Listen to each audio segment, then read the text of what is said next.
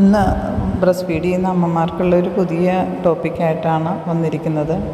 Breast പെയിൻ്റെ പ്രധാനമായിട്ട് 3 കാര്യങ്ങളുണ്ടാകാറുണ്ട്. ഒന്ന് എൻകോർച്ച്മെൻ്റ് ഉണ്ടെങ്കിൽ, പിന്നെ ഡക്റ്റ് ബ്ലോക്ക് ആണെങ്കിൽ, പിന്നെ ഇൻഫെക്ഷനും ഉണ്ടെങ്കിൽ. അപ്പോൾ ആദ്യം തന്നെ നമ്മൾ നോക്കേണ്ടത് ഈ 3 കാര്യങ്ങളിലോട്ട് പോകുന്നതിന് മുമ്പ് നമ്മളുടെ കുഞ്ഞിന് ശരിയായ ഫീഡിങ് ടെക്നിക്കാണോ അല്ലെങ്കിൽ അതിന് പറയുന്ന അറ്റാച്ച്മെൻ്റ് ആണോ എന്നുള്ളതാണ്. അപ്പോൾ ഈ അറ്റാച്ച്മെൻറ്റ് ശരിയല്ലെങ്കിലാണ് ബാക്കി പ്രശ്നങ്ങളെല്ലാം ഉണ്ടാകുന്നത്.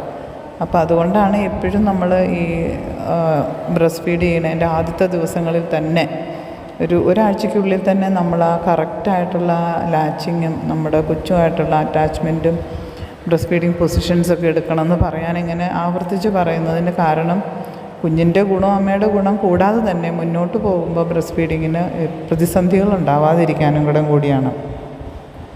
അപ്പോൾ ആദ്യത്തെ ടെക്നിക്ക് എനിവേ നമുക്ക് കാണിച്ചു തരുന്നതാണ് ഏറ്റവും നല്ലത്. അപ്പോൾ അതിന് നിങ്ങൾക്ക് ഏറ്റവും നല്ലത് പ്രശ്നങ്ങളുള്ളപ്പോൾ ഏതെങ്കിലും ഒരു ലാക്ടേഷൻ കൗൺസിലറിൻ്റെ സഹായം തേടുന്നതായിരിക്കും. എങ്ങനെയാണ് കറക്റ്റ് ലാച്ച് ചെയ്യണമെന്നും കൊച്ചിന് അടിക്കേറ്റ് ഫീഡ് കിട്ടുന്നുണ്ടെന്ന്. പക്ഷേ പ്രശ്നങ്ങളെക്കുറിച്ച് ഞാൻ ചെറുതായിട്ടൊരു 2 വീഡിയോയിലായിട്ട് കുഞ്ഞു കാര്യങ്ങൾ പറയാം. ഒന്നാമത്തേത് നമുക്ക് എൻകോർച്ച്മെൻ്റ് എന്ന് പറയും. എൻകോർച്ച്മെൻ്റ് എന്ന് പറയുമ്പം അനുഭവസ്ഥരായിട്ടുള്ള അമ്മമാർക്കറിയാം. അത് 3 ലക്ഷണങ്ങളാണ് പ്രധാനമായിട്ട്. അത് തൊടുമ്പം ഭയങ്കര കല്ലിപ്പ് പോലെ ബ്രസ്റ്റ് മുഴുവനും കനമായിട്ടിരിക്കുന്ന മാതിരി അവർക്ക് തോന്നും, ഒരു വാമായിട്ട് തോന്നും, പിന്നെ ഒരു ഭാരമായിട്ട് തോന്നുന്നുണ്ടാവും. അതായത് അതിനകത്ത് പനിയൊന്നും ഉണ്ടാവില്ല. അത്ര തൊടുമ്പോൾ വേദനയും നല്ല കനമായിട്ടും ഇങ്ങനെ ഒരു ചെറിയ ചൂടോടുകൂടി തോന്നുന്നത്, കളർ വ്യത്യാസമൊന്നും ഉണ്ടാവില്ല. അതിനാണ് നമ്മൾ എൻകോർച്ച്മെൻ്റ് എന്ന് പറയുന്നത്. അപ്പോൾ അത് നമുക്ക് എങ്ങനെ പരിഹരിക്കാം? അതിൻ്റെ കാരണം ഏറ്റവും പ്രധാനപ്പെട്ട കാരണം കുഞ്ഞ് ഫീഡ് ശരിയായി എടുക്കാത്തത് കൊണ്ടാണ്. നമ്മളുടെ ആ കുഞ്ഞിനെ ബ്രസ്റ്റിലോട്ടുള്ള അറ്റാച്ച്മെൻറ്റും ഫീഡിങ്ങിൻ്റെയും പ്രശ്നമാണ്. ചിലപ്പോൾ കുഞ്ഞ് NICUവിലാണെങ്കിലും ഇതേ പ്രശ്നങ്ങളൊക്കെ വരാം. കാരണം കുഞ്ഞിന് ഫീഡ് കൊടുക്കാൻ പറ്റുന്നുണ്ടല്ലോ, സിക്കായിട്ടുള്ള ബേബി ആണെങ്കിലും. അപ്പോൾ അതിൻ്റെ പരിഹാരങ്ങൾ പറയുമ്പം പ്രധാനമായിട്ട് ഞാൻ പറയുന്നത് ആദ്യമേ തന്നെ നമ്മൾ കുഞ്ഞിന് എവറി 2 hourly തന്നെ ഫീഡ് ചെയ്യുക എന്നുള്ളതാണ് ഏറ്റവും ഇമ്പോർട്ടൻ്റ് ആയിട്ടുള്ളത്. അതാണ് ഓക്കെ. ഒരു ബ്രസ്റ്റ് കംപ്ലീറ്റായിട്ട് നമ്മൾ എംപ്റ്റി ആവുന്നവരെ കുഞ്ഞിനെ കുടിപ്പിക്കുക, അതിനുശേഷം മറ്റേ ബ്രസ്റ്റ് കുടിപ്പിക്കുക. അതൊരു പ്രധാനപ്പെട്ട കാര്യങ്ങളാണ്. പിന്നെ മറ്റുള്ള പൊസിഷൻസ് നമ്മൾ മാറി നോക്കുക. 4-5 പൊസിഷൻസ് ഉണ്ട് ഫീഡ് ചെയ്യുന്നത്. ഇപ്പോൾ ഒരേ പൊസിഷനിൽ ഫീഡ് ചെയ്തിട്ട് കുഞ്ഞ് ശരിക്കും അറ്റാച്ച് ചെയ്തില്ലെങ്കിൽ മറ്റ് പൊസിഷൻസൊക്കെ നമ്മൾ നോക്കുക. പിന്നെ നമ്മൾ ബ്രസ്റ്റ് മസാജ് ചെയ്യുക. അത് നിങ്ങൾക്ക് അറിയണമെങ്കിൽ ആരോടെങ്കിലും ഇങ്ങനെ എക്സ്പീരിയൻസ് ഉള്ള ഏതെങ്കിലും ലാക്ടേഷൻ കൗൺസിലറിനോട് ചോദിച്ചിട്ട് അത് മനസ്സിലാക്കുക. സർക്കുലർ മോഷനിലാണ് അത് മസാജ് ചെയ്യേണ്ടത്. എന്നിട്ട് നമ്മൾ ഹാൻഡ് എക്സ്പ്രസ് ചെയ്യുക. അപ്പോൾ കുഞ്ഞിനെ കുറേ കളക്ട് ചെയ്തിരിക്കുന്ന മിൽക്ക് കുറച്ചുകൂടെ പുറത്തു വരാനായിട്ട് സാധിക്കും.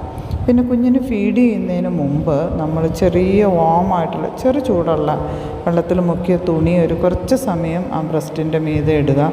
അല്ലെങ്കിൽ നല്ലൊരു വാം വാട്ടറിലൊരു ഷവർ കുളിക്കുക നമ്മൾ.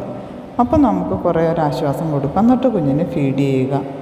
പിന്നെ നമ്മൾ ഈ പറഞ്ഞ കൊടുത്ത് കഴിഞ്ഞിട്ടും ബാക്കി വരുന്ന പാലുണ്ടെന്ന് തോന്നുവാണെങ്കിൽ നമ്മളത് ഹാൻഡ് എക്സ്പ്രഷനിലൂടെ അത് പുറത്തെടുക്കുക മിൽക്ക്. അപ്പോൾ അങ്ങനെ കംപ്ലീറ്റ് അത് എംപ്റ്റി ആക്കുകയാണെങ്കിൽ ഈ എൻകോർച്ച്മെൻറ്റിന് നല്ല ആശ്വാസം വരും. അതിനുശേഷം ചിലയിടങ്ങളിൽ പറയുന്നുണ്ട് പാല് കൊടുത്തു കഴിഞ്ഞതിന് ശേഷം നമ്മൾ ചെറിയ കോൾഡ് ആയിട്ടുള്ള വെള്ളത്തിൽ മുക്കിയ ക്ലോത്ത് ബ്രസ്റ്റിൽ ഒരു 5 മിനിറ്റോളം വെക്കുന്നത് നല്ലതായിരിക്കുമെന്ന്.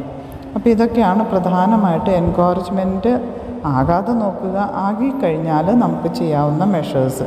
അടുപ്പിച്ച് കുഞ്ഞിനെ പാല് കുടിപ്പിക്കുക, കറക്റ്റ് ടെക്നിക്ക് യൂസ് ചെയ്യുക, ഹാൻഡ് എക്സ്പ്രഷൻ ചെയ്യുക, ഫീഡ് ചെയ്യുന്നതിന് മുമ്പ് മസാജ് ചെയ്യുക, സർക്കുലറായിട്ട് ഫീഡ് ചെയ്യുന്നതിന് മുമ്പ് ഒരു വാം ഷവർ എടുക്കുക, അല്ലെങ്കിൽ വാം ക്ലോത്ത് കുറച്ച് നേരം അവിടെ വയ്ക്കുക. പിന്നെ പല പൊസിഷൻസ് മാറ്റി നമ്മൾ നോക്കുക. കൊടുത്തു കഴിഞ്ഞിട്ടും ഹാൻഡ് എക്സ്പ്രസ് ചെയ്യുക. അതിനുശേഷവും നമുക്ക് ബ്രസ്റ്റിൽ വേണമെങ്കിൽ ചെറിയ തണുപ്പുള്ള തുണി കുറച്ച് നേരം വയ്ക്കാവുന്നതാണ്. ഇത്രയുമാണ് ആദ്യത്തെ ബ്രസ്റ്റ് എൻകോർച്ച്മെൻറ്റിനെ കുറിച്ചുള്ളത്.